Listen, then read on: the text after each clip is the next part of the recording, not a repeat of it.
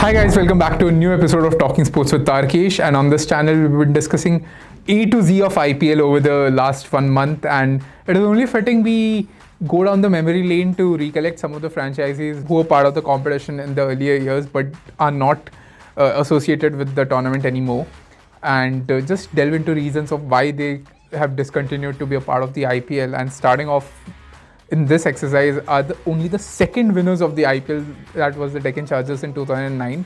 Now, Deccan Chargers were owned by the Deccan Chronicle Group, and they had a good run. They won the IPL in 2009, but they ran into severe financial difficulties. Come 2012, they were unable to pay player salaries and a host of different requirements. The team just ran out of money, which is why the BCCI stripped them of ownership rights, and the team was then taken over by the Sun Group, who rebranded them as Sunrisers Hyderabad, and the team went on to win an IPL title in 2016 and is one of the most prominent forces in the league currently. The other team that we could be discussing here about is, of course, the Sahara Pune Supergiants, who came into the league in 2011.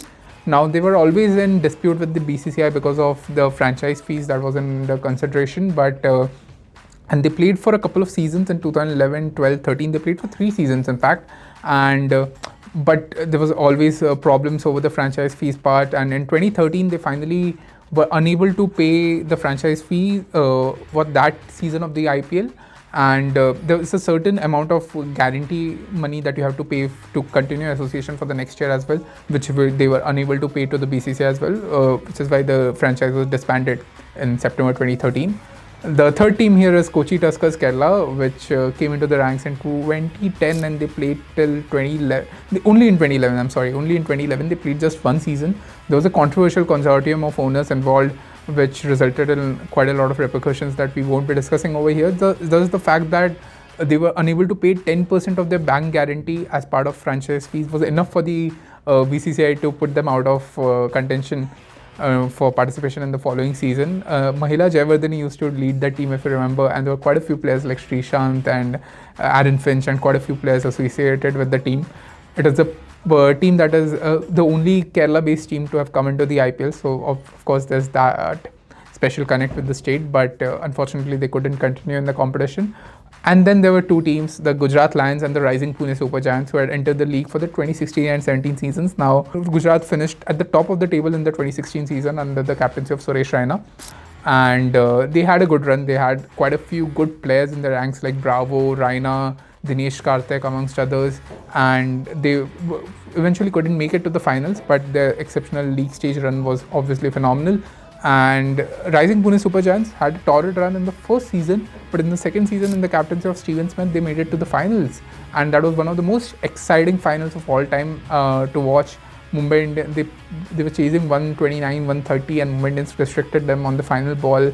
And those signs of Mitch Johnson delivering the final delivery and Rohit Sharma running off from the deep end to the middle end of the ground, throwing away his cap, winning the 3rd IPL title as a part of the IPL folklore.